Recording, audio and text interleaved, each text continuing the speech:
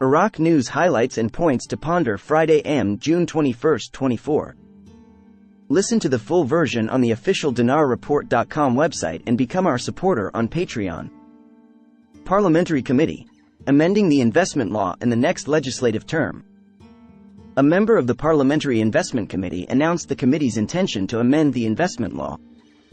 Mohammed al-Zayadi told Al-Farat News Agency, "There is no investment in the country due to the lack of clarity in the investment law, which constitutes a major problem. But after the end of the legislative recess, the committee will work on amending the investment law." He added, "The political situation has nothing to do with the law because it is related to the service aspect, and the goal of amending the law is to be at the level of moral investment in the country." It is noteworthy that the Parliamentary Investment Committee justified its effort to amend some investment laws in order to attract foreign investments and capital because some paragraphs of the laws related to investment conflict with sustainable development in Iraq, including the investment law, the companies law, and others. Ragheed link. With anticipation for the opening of stock exchanges, dollar prices maintain their rise. The dollar exchange rates are still maintaining their rise before the advent of Eid al-Adha, and it's close, amid great anticipation for the opening of the stock exchanges next Sunday, to know the level of the new prices. In Erbil, the buying price of the dollar by exchange office owners was 146,650 dinars per $100, while the selling price was 146,750 dinars per $100. In Baghdad, the dollar exchange rates exceeded 147,000 dinars for every $100. These prices were higher than the prices of previous weeks, as the exchange rate was less than 145,000 dinars per $100. Between oil and debt, Iraq faces the challenges of the budget deficit. June 21, 2024, Baghdad, Al-Masala Al-Hadath. The budget deficit for 2024 in Iraq constitutes a major challenge and reflects the gap between government revenues and expenditures, which imposes pressure on the national economy and leads to an increase in public debt. Iraq relies on oil revenues as a main source of financing the budget. As oil prices fluctuate, it becomes difficult to predict revenues accurately. Iraq resorts to borrowing to finance the deficit, which increases the size of public debt and negatively affects the cash reserves of central banks. Economist Nabil al-Marsomi revealed the risks of the budget deficit for the year 2024, amounting to more than 64 trillion dinars. Al-Marsomi said in a blog post followed by Al-Masala the budget deficit amounted to 64.025 trillion dinars, as the revolving balance in the Ministry of Finance's account reached 1.571 trillion dinars. He continued, "The increase in the selling prices of exported crude oil amounts to 16.607 trillion dinars, noting that remittances deducted from the legal reserve of government banks are equal to 5 trillion dinars.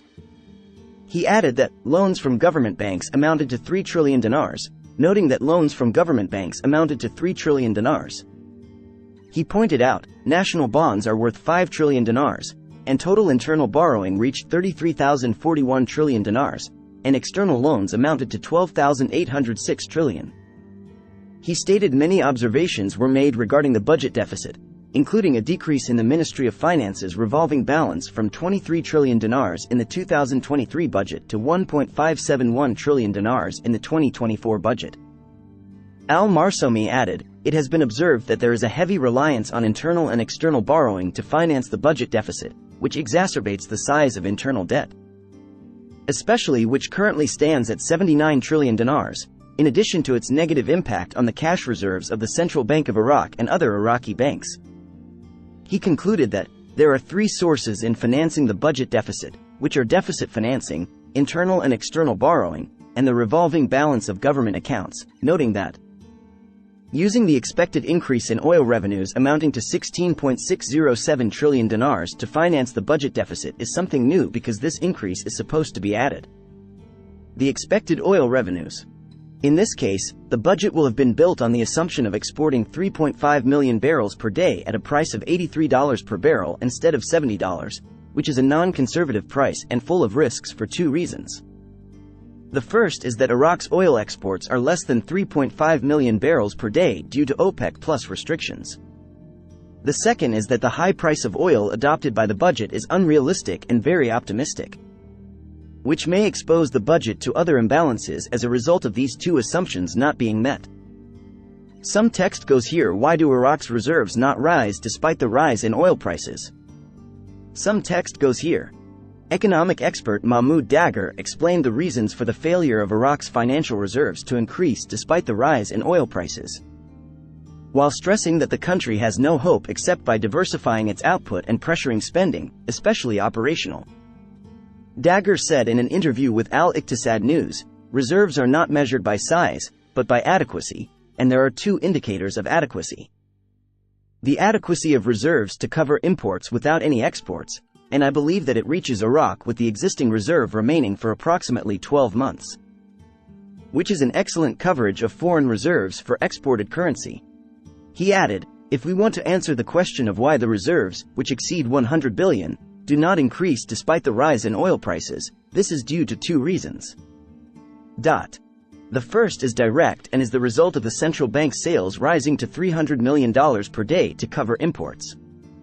He pointed out, the second reason is indirect and results from the increase in public spending, especially the salary bill, which, along with retirement, subsidies, and nationals, has reached close to 100 trillion. The economic expert stated the adequacy of reserves is good. Since Iraq is an oil economy, it is difficult to rely on adequacy alone due to the possibility of a decline in the price of a barrel. World Bank. Spontaneous gas combustion associated with oil production is rising. Arab and International Economy News. Follow-up: a World Bank report revealed on Thursday that oil companies around the world burned the largest amount of natural gas associated with oil production last year in 5 years. With only 6 years remaining to achieve the World Bank's goal of stopping spontaneous flaring of gas associated with oil production, companies burned an estimated 148 billion cubic meters of gas in 2023. An increase of 7% from 2022, despite crude oil production rising only 1% during the same period. Natural gas is usually produced from oil exploration, and some companies choose to burn this gas instead of capturing and storing it because providing the necessary infrastructure to deal with it is not commercially viable. The World Bank's Global Monitoring Report on Spontaneous Gas Flaring stated that the growth in gas flaring has erased the effect of the reductions achieved in 2021 and 2022. And added that global efforts to reduce spontaneous flaring of gas associated with oil production are not sustainable and there is a need to take urgent action. Eliminating this practice would reduce at least 381 million tons of carbon dioxide equivalent from harmful emissions released into the atmosphere.